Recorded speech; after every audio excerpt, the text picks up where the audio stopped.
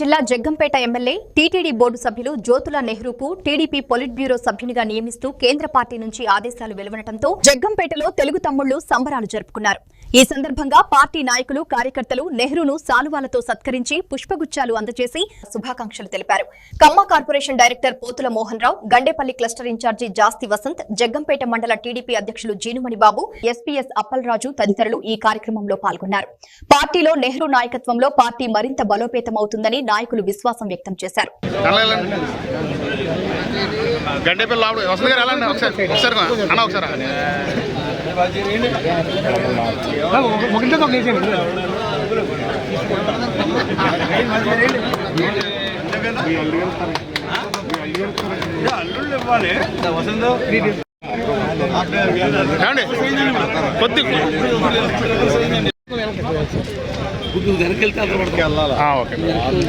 Thank you, all of you.